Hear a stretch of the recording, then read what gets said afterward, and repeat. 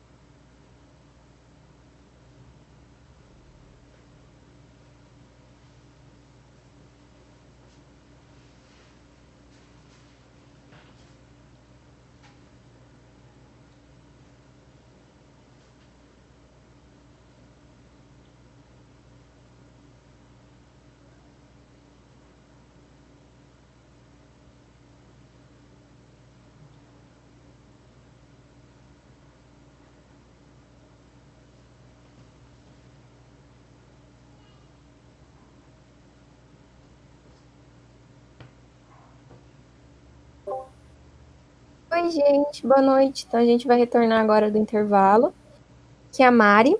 Eu vou falar com vocês agora sobre o corpo caloso.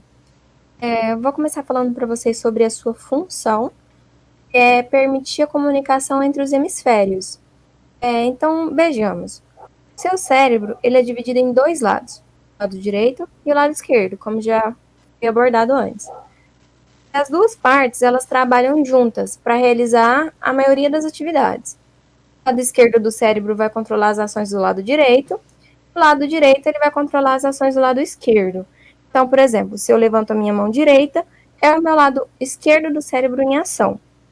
E para explicar o corpo caloso, nós vamos pegar o exemplo de andar de bicicleta.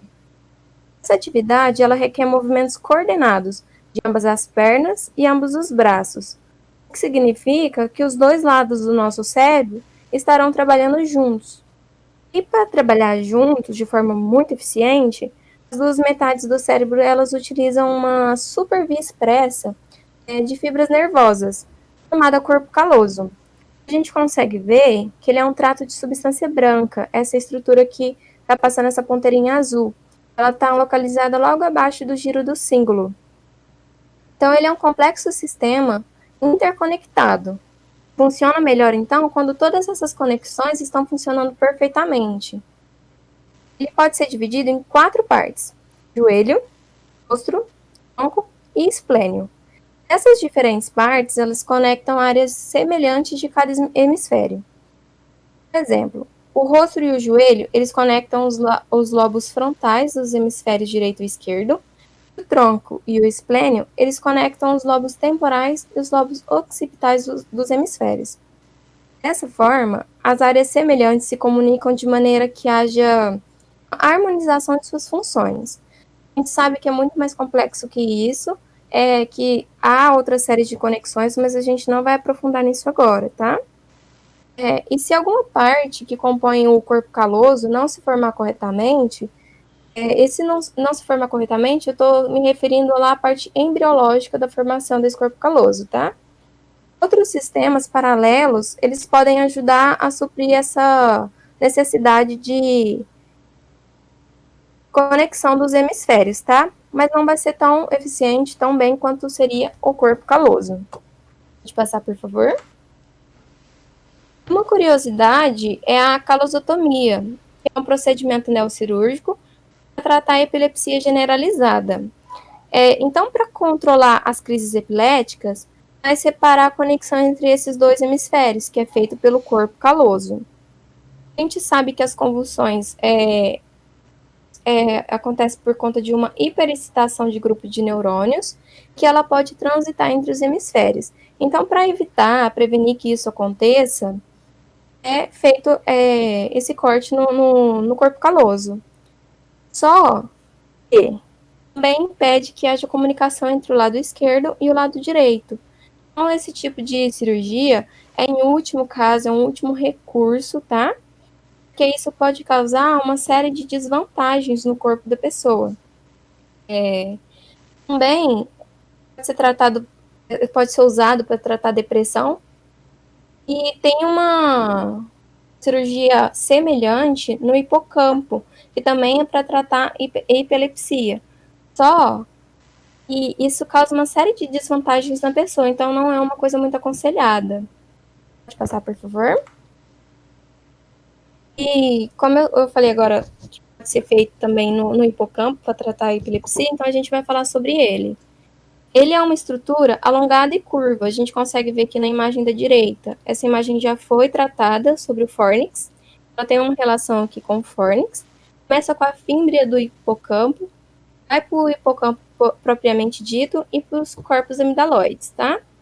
Ele tem esse nome derivado do grego, de hippos e campos, porque essa estrutura dele se assemelha muito a um cavalo marinho.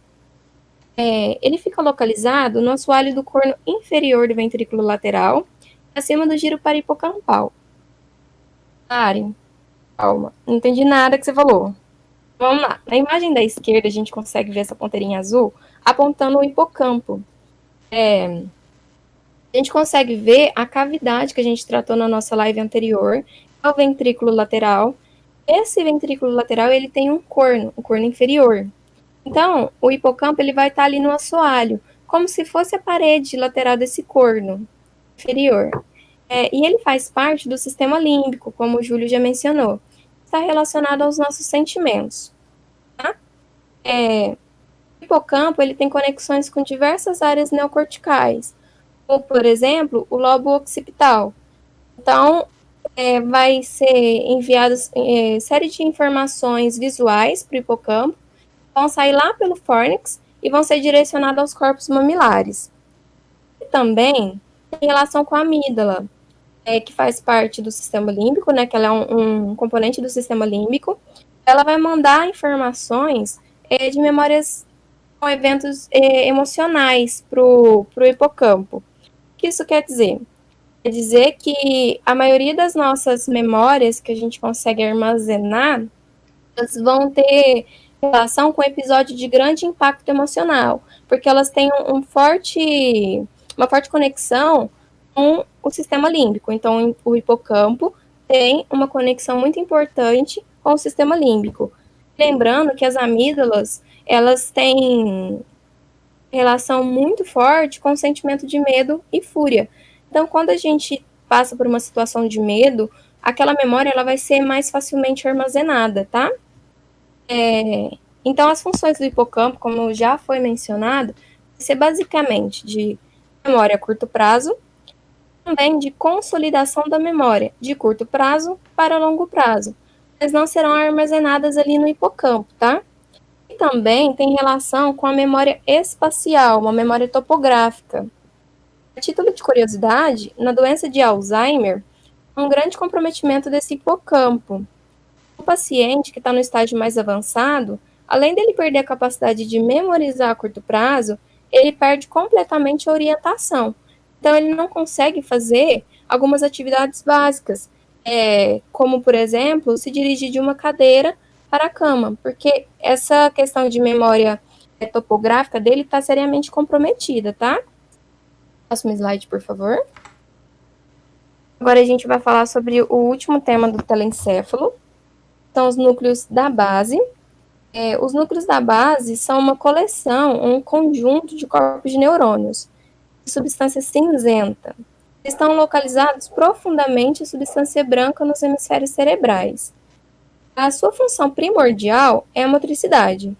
Então, ele faz o controle de movimentos, mas também tem relação com comportamentos habituais e comportamentos voluntários inconscientes, tá? A gente vai ver, então, algumas estruturas que fazem parte desse núcleo. São núcleo caudado, tâmen, globo pálido, núcleo accumbens, claustrum, e em algumas literaturas a gente acha que faz parte também o núcleo subtalâmico, a substância negra e a amígdala. Nessa imagem da esquerda, a gente consegue ver mais lateralmente o putamen, que é essa estrutura em azul. A gente vai com calma. Então, o putamen, essa parte mais lateral, em azul. Aqui em cima, a gente consegue ver o núcleo caudado. E essa massa bem volumosa, em forma de C, né, de substância cinzenta, pode ser dividida em 3 partes: cabeça, corpo e cauda do núcleo caudado. Ali na porção da cauda, no finalzinho, a gente consegue encontrar a amígdala, o corpo amidaloide. Na união do putamen com a cabeça do caudado, a gente vai encontrar o núcleo accumbens. Não está a setinha especificando exatamente onde está, mas é nessa região de cabeça do caudado e putamen, tá? Em uma vista medial, que não é essa, a gente consegue ver o globo pálido. Pode passar a imagem, por favor? Então, ele é subdividido dessa forma. Nós temos o núcleo caudado, o putamen e o globo pálido, formando o corpo estriado, ou corpo estriado dorsal. Temos também o núcleo lentiforme, que é constituído pelo putamen e pelo globo pálido. E também nós temos o corpo estriado ventral, formado pelo núcleo accumbens. Falei que está lá naquela região de encontro da cabeça com o putamen, tá? Ele é um componente do sistema límbico, então ele vai estar com uma importância muito forte no regulamento emocional. Essa imagem que a gente está conseguindo ver aqui agora é um corte transversal, então é um outro corte, um corte diferente da imagem anterior, a gente conseguir entender algumas relações entre os núcleos da base e algumas estruturas ao seu redor. Eu vou mostrar aqui para vocês, de medial para lateral. A gente consegue ver o terceiro ventrículo, logo depois a gente consegue ver o tálamo, na mesma altura mais ou menos da cabeça do núcleo caudado, ali na partezinha de cima, a gente consegue ver a cabeça do núcleo caudado. Logo depois, a gente vê a cápsula interna.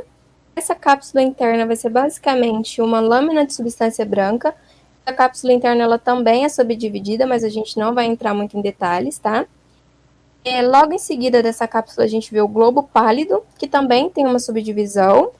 E logo depois a gente consegue ver o putamen.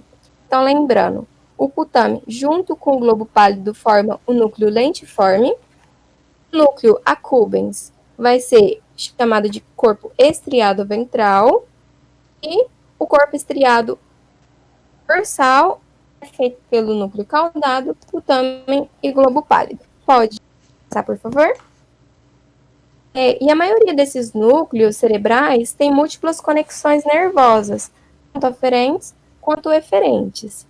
É uma outra vista, né, dos núcleos da base que a gente acabou de falar. Todos esses núcleos, eles trabalham com um sistema integrado, para garantir que os movimentos físicos sejam harmônicos e coordenados. A gente sabe que essa matéria é muito densa, somente os núcleos da base, tem uma complexidade de vias, uma complexidade de conexões. A gente também não vai entrar muito em detalhes disso, tá? Dessa forma, eu fecho essa explicação da última parte de telencéfalo.